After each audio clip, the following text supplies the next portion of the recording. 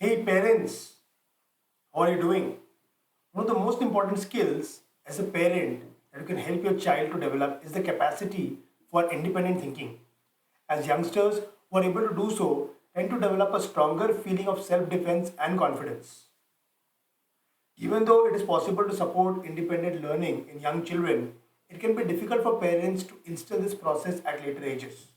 So yes, it's best to be that we start this process at an early age. But even if you have not done and your child has reached the teenage, no problem. This video is actually going to help you. It's all about knowing how much help to give to the children. So this particular video will give you a brief regarding various ways, actually 10 ways you can assist children's thought process, help them become independent, and also understand that why this is extremely important. If a child is young, it's the best time to apply it. Even if the child has grown a little bit earlier, maybe in teenage or above, some of these tips can actually help you to navigate this journey to help them think independently. So before we begin, I would like to introduce myself. If you're coming to this channel for the first time, give you a warm welcome.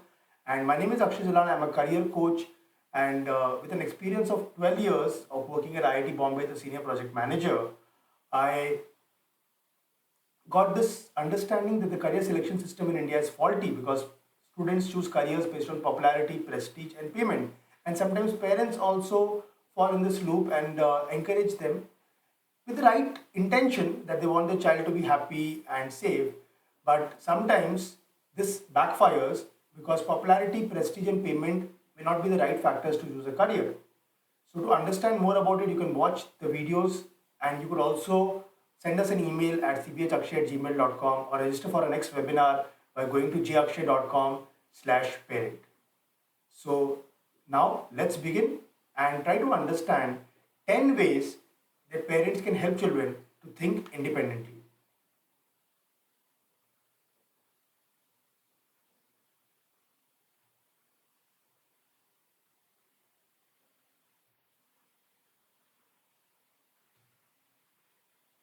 So the first is integrate independent thinking into everyday activities. So parents can help children by encouraging them with multiple opportunities to do new activities each day. One effective strategy is to switch from the standard yes or no format to more open-ended inquiries that invite more in-depth explanations. So, like example, what would you like to eat for lunch? Uh, what are your interests towards maths? Which area of maths do you like? Instead of just giving them options are close-ended questions, which are having options. Would you like to eat noodles or soup? It's a close-ended question. But if you, I'm not saying that you need to ask this kind of questions every time. It will not be possible. But wherever possible, try to integrate these questions where you're asking the child, his preferences. So that will help the child to understand and think independently also. Or if you are asking a child to solve the problem, then ask the child, how would you solve this problem rather than giving him options all the time. So asking questions that encourage different points of view and critical analysis is an excellent way to foster the growth of independent thought. This is the first point. Second is involve your youngster in various tasks around the house. So allow your child to take the reins occasionally. It could be like, he may be going to the market to buy some stuff and managing the accounts, and allow him to select his or her own attire as he's growing, breakfast items, and even engage in creative endeavors. Like for the girls, sometimes they make rangoli at home, or for the boys, it could be like, opening a car and, trying to find that out, or even helping, in putting the curtains, or, arranging the vessels. It could be small things, right? So parents can help children by giving the children some responsibility, or it could be on a daily basis. Okay, that you will get the milk packet from the door and put it in the fridge. Okay. It could be as small as that to something bigger depending on the child's age. So when you do this by giving them some responsibility, you can also encourage them to think for themselves, because with the age, you may give them some different kind of responsibilities. As I said, na, go to the market to buy some stuff. Sometimes they may not get that stuff at the shopkeeper, so they go to the other shop. How do they, behave? So you can give them those tips also. They can manage the accounts also, some things, or as simple as paying the electricity bill online. So where they get the options. It should be, some tasks could be very simple also, which could be executed, just executed. Some tasks may also require thinking, right? So where they'll have to weigh their options and carefully consider before making a decision. Okay, so this could be also helpful to help them think independently. Third is very important. Let your kids make errors. Sometimes, we keep correcting the child, hoping that, if we keep correcting the child will become better. So first thing is that, we should not keep giving instructions to the child all the time. It's not a very good idea. We should understand and accept some of the errors that the child does, right? And when we want to encourage a child's independence, we should do it without stifling it. So we shouldn't worry if he or she occasionally makes a poor decision or messes up, because when they do that, they'll actually learn from those mistakes. So she has to have a strong sense of independence in order to learn from his or her failures. So helping teenagers make their own decisions is one of the key points, as it will allow them to be their own judge. And if the need is, the kids with free will thinking can choose the road not taken with confidence. If they have to go on a different route altogether, then they can do it with confidence if they have the experience of making errors and learning from them. So don't panic when they make an error or keep correcting them all the time.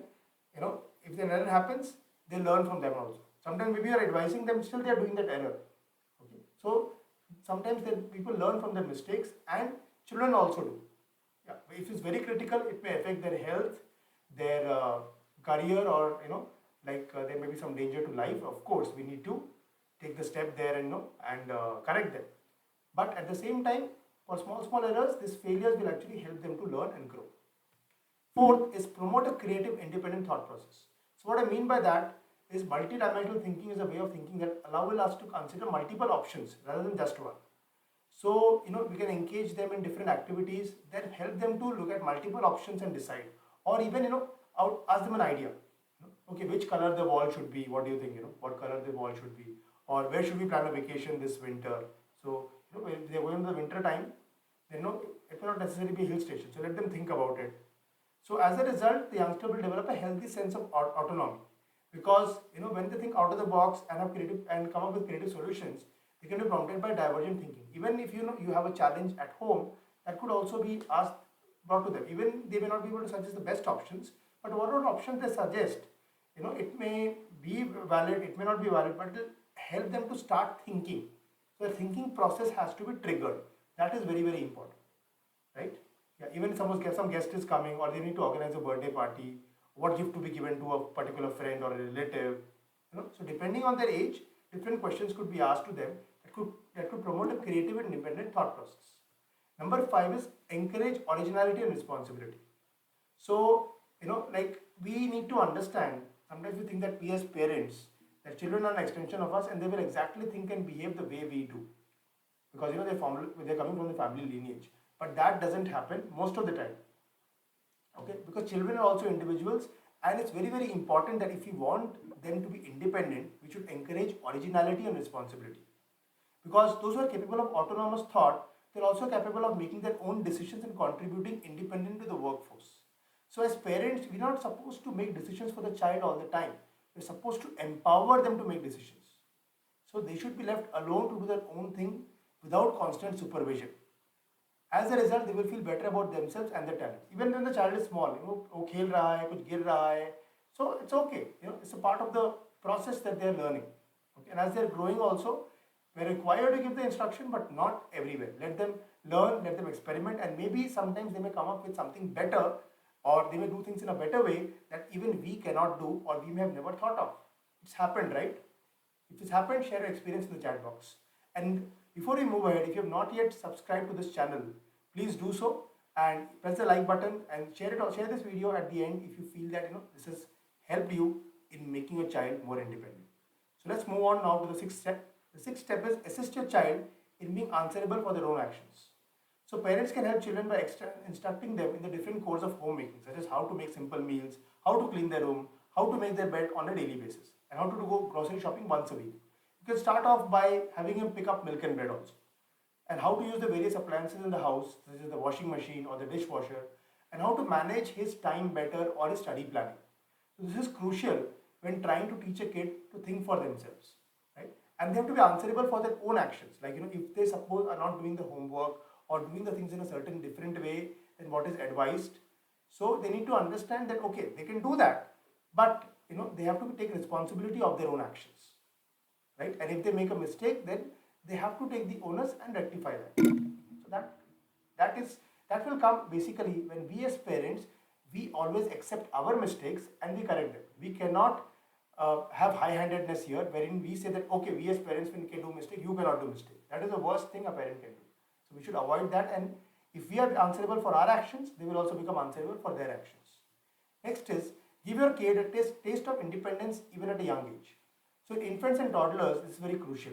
Too much attention and care from parents can make a youngster feel entitled and reliant on them. Right? This could be fine when a child is a baby, maybe up to 5 years, but it's not so great when they are growing up or becoming big kids or teenagers.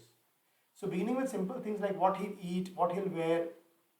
So encourage him to find solutions to issues without continually coming to you for help. If he keeps coming to you for help, so tell him, what do you think? Try it out. So give them, leave them open or push them sometimes or encourage them, to take their own decisions at small things.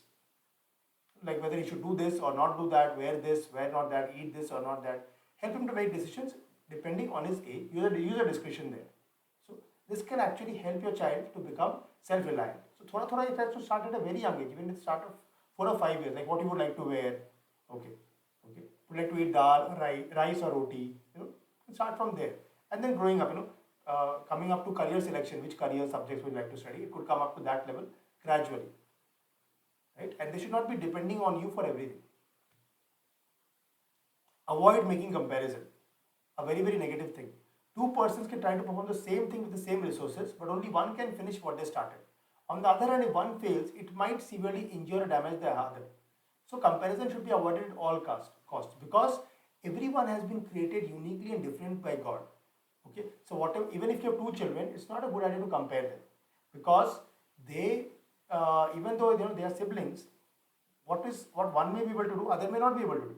So if you have a comparison, that is not a very good. And competition is good to some extent, but not all the time. More than competition, we should encourage cooperation within the children, even if they are siblings or even outside. We should encourage a spirit of cooperation, collaboration with the children so that they can come together and move forward together as a team. That has to be encouraged. For that, we need to avoid comparison. And comparison also tingles a sense of jealousy and envy in the child. So we should stop doing that and encouraging that.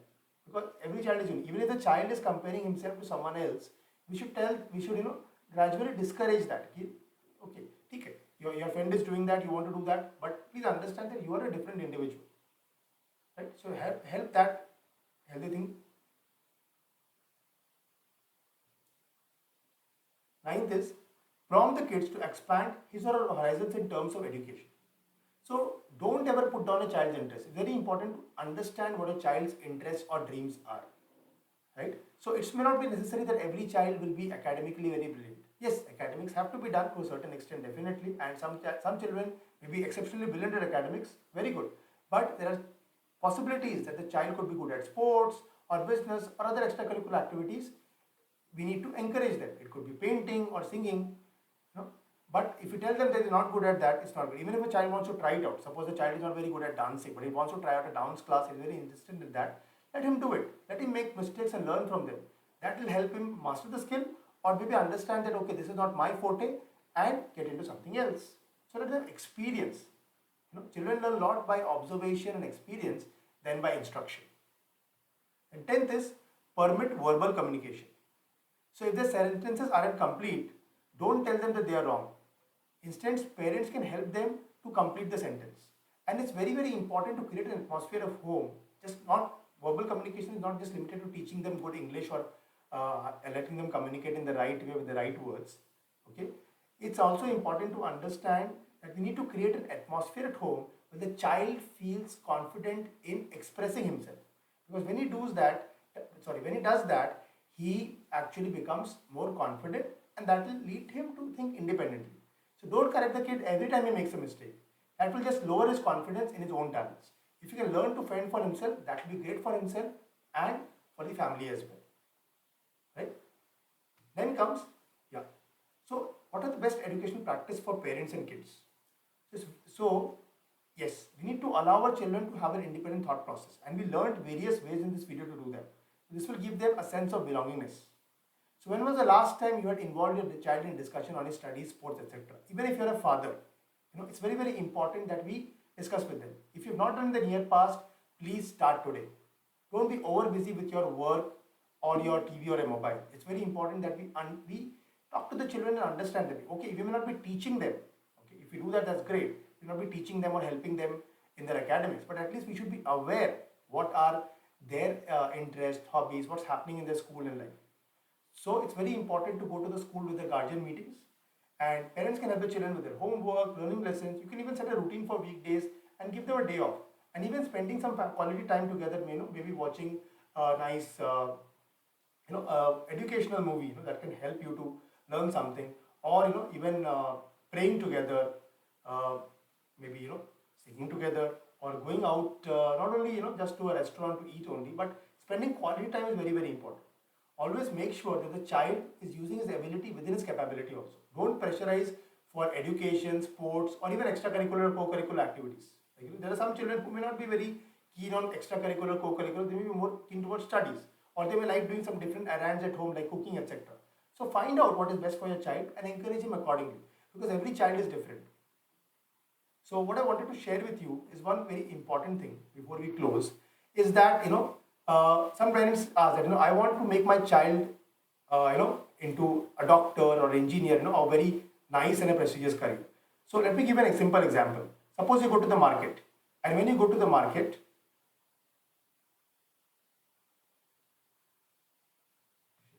so before we close this video, I would like to share with you, suppose you go to the market and you buy a seed. So now, you plant the seed in your garden, and as you water, you keep telling mango, mango, mango. And after some time, you come to know that this is an apple seed, right? So now if you still go and keep watering the plant and expecting mango out of it, of course, mango will not come out of it, and probably it will not blossom into a very beautiful tree, and it will not be able to give you the right fruit. So our child is also like a seed.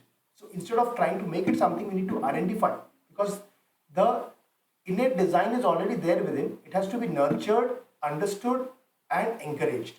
That is what is our role as a parent, to help identify our child's strengths, interests, personality, abilities, and help them grow in the best way possible that is best suited for them.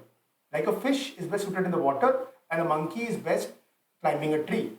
We cannot expect a fish to do well by climbing a tree. Similarly, we should understand the same thing in regards to our child. So if you want to understand more about the science of career selection and know more, you can visit my website jakshay.com or careervisionhub.com. And if you like this video, you can go and search other videos also on parenting or career options, on career selection. That will help you to understand how to scientifically and systematically navigate a career. And if you want to book your own personal career guidance or understand what are the different tools, you can send an email to cbhakshay@gmail.com.